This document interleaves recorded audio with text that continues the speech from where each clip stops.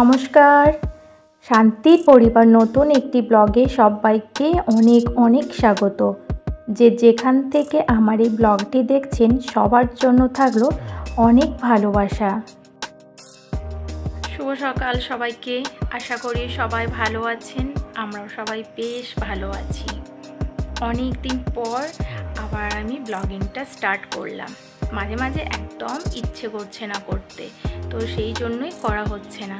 আবার মাঝে মাঝে দেখছি এনার্জিটা আসছে যে না করি, তো তখন আবার একটু একটু করে করতে ইচ্ছে করছে। তো এখন বাজে 9টা, 8:59। আমি 9টাই ওই জন্য বললাম। আমার মেয়ে ওইদিকে পড়াশুনো করছে, একটু স্কুলের পড়াশুনোগুলো দিয়েছে আর কি, যেগুলো সেগুলো খাতাতে লিখছে।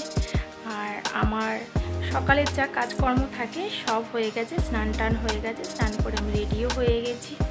ওর পাপা পুজো টুজো করে দিয়েছে, করে আর এখন একটুখানি ছাতুর শরবত, একটু ফল দিয়েছিলাম খেয়ে এখন বেরিয়ে গেল রেশন দোকান। একটু কাজ আছে সেই জন্য।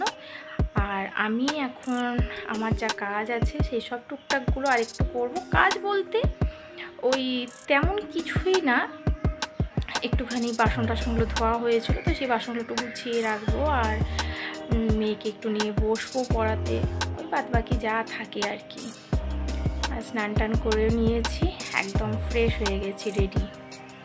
স্নানের পর আমি একটুখানি সেজে গুজে নিয়ে কাজগুলো করতে বেশি পছন্দ করি, কারণ এতে আমার মনে হয় যে আমার বোধহয় এনার্জিটা অনেক বেশি আসছে। আর আজ দিনটি হলো শনিবার। আজ থেকে আমাদের আবার এখন চলবে কয়েকদিন নিরামিষ, কারণ আগামীকাল আছে সাবিত্রী। আর সেই জন্যই আজকে সংযম। যদিও বা এবছর আমরা পুজো দিতে পারবো না, কারণ আমাদের কালা ছোঁয়াচটা এখনও আছে, তো কিন্তু বারটা রাখবো। তো সেই জন্যই আজকে নিরামিষ খাবো, কালকেও বার থাকবো। সাবিত্রী অনেকে জানেন, আবার অনেকে জানেন না। কাল যখন আমি সাবিত্রী বার করবো তখন আপনাদের সাথেও আমি শেয়ার করবো। তো চলুন, দেখা হচ্ছে আবার পরে। অনেকক্ষণ আপনাদের সাথে বক বক করলাম, এবার চলুন একটুখানি চা করে খাই। বিগত কয়েকদিন ধরে কিন্তু আমি এখন রচাটা খাচ্ছি। অবশ্য মাঝখানে আমি বাবার বাড়িতে গিয়ে 8টা দিন থেকে এসেছি, সেখানে কিন্তু দুধ চা খেয়েছি।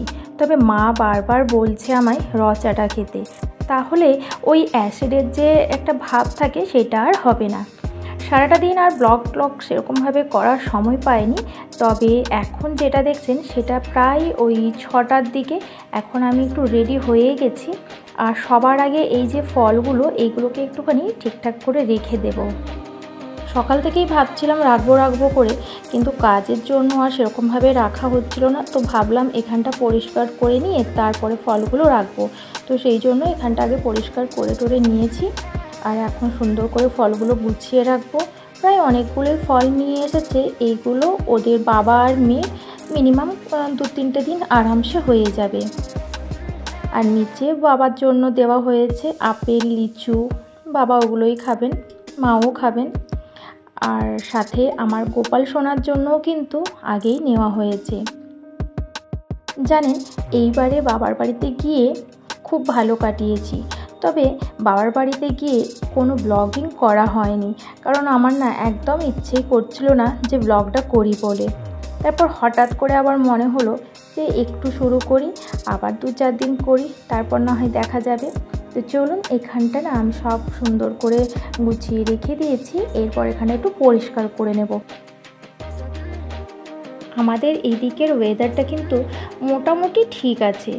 গরম আছে, কিন্তু ভীষণ যে একটা গরম লাগছিল সেটা একটু কমেছে, কারণ ওয়েদারটা একটু একটু বৃষ্টি হচ্ছে, আবার একটু রোদও আছে। তো অনেক জায়গাতেই বৃষ্টি হচ্ছে, আবার অনেক জায়গাতেই রোদ আছে। কোথায় কেমন গরম জানি না, তবে আমাদের এখানে ভীষণ অস্বস্তিকর একটা গরম ছিল। যদিও বা সেই গরমটা এখনও আছে, তবে ওই যে কিঞ্চিতের বঞ্চিত 19-20 বলে একটা কথা আছে না, সেই অবস্থায় আর কি। বাড়িতে কিন্তু একটা অনুষ্ঠান আছে, তবে কী অনুষ্ঠান সেটা আমি এখনই বলবো না। আর সেই জন্যই আমি একটু বাজার যাচ্ছি। তবে আপনারা ঠিক জানতে পারবেন, কারণ আপনাদের সাথে আমি সবটাই শেয়ার করব। আর ডিনারে করেছি আজকে এই যে আলুর পরোটা, অনেকগুলোই করেছি, আর সবার এটা হয়ে যাবে অবশ্য। আর এইদিকে এটা অনেক রকমের আছে আর কি। এটা আছে আমার মেয়ের জন্য সেমাইয়ের পায়েস, একটু কম চিনি। আর এটা হচ্ছে বাবার, একদম বাবা চিনি খাবেন না।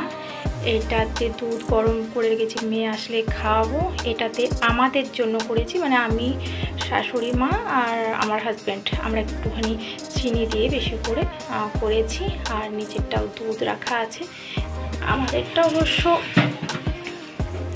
দেখাচ্ছে, ওগুলো আর খুলে দেখাচ্ছি না, কারণ ওগুলো খুলতে গেলে এখন অসুবিধে। এই যে এটা আমাদের 3 জনের, অনেকটাই আছে, হয়ে যাবে। কাল অবশ্য আমরা আর খাবো না, কারণ আমাদের তো কাল সাবিত্রী। এটা থাক। আর রান্নাঘরটাও পরিষ্কার করে নিয়েছি আজকেই, কারণ এখানে কালকে সাবু টাবু খাওয়া হবে আর কি। আর মাও বললেন যে চাটা সকালবেলা আমাকে তুমি উপরেই করে দেবে, নিচে আর খাবো না। তো ঠিক আছে। আর এই যে এখানে এতগুলো বাসন রাখা আছে, এখনও থাক। এখন বাসন অনেকগুলো হয়ে আছে, এখন থাক। একটু বাজার যাচ্ছি, কিছু কাজ আছে, তো সেই জন্য কয়েকটা জিনিসও কিনবো, একটু কাজও আছে, সেই সব করবো, করে তারপর আবার বাড়ি আসবো। আসলে বাকি কাজ হবে। আপাতত মেয়ে গেছে টিউশন, ওকে নিয়ে তারপর যাবো। এখন বাজে 6:22, মোবাইলে টাইমটা দেখলাম, তো 6:22। আমি এখন বেরিয়ে যাব। ওর পাপা বললো একটু রাস্তায় চলে যেতে, কারণ ওই দিকেই তো পেটু পড়ে। তো ওইখানে আমরা দুজন একদম মেয়েকে নিয়ে বাজার চলে যাব। তারপর আসলে পরে কাজটা যাবে। ওর অনেক পড়াও আছে, সেসব আছে। আমাকে ভীষণ গরমও লাগছে।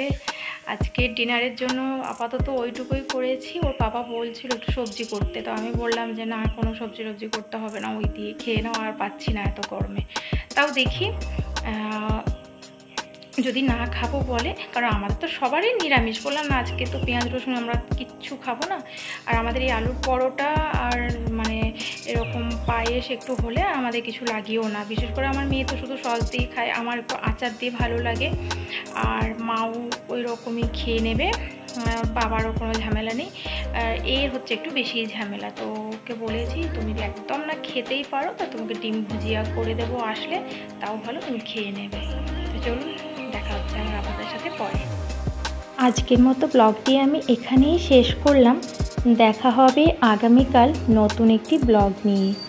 ততক্ষণে সবাই ভালো থাকবেন, সুস্থ থাকবেন। ভিডিও ভালো লেগে থাকলে পাশে থাকবেন।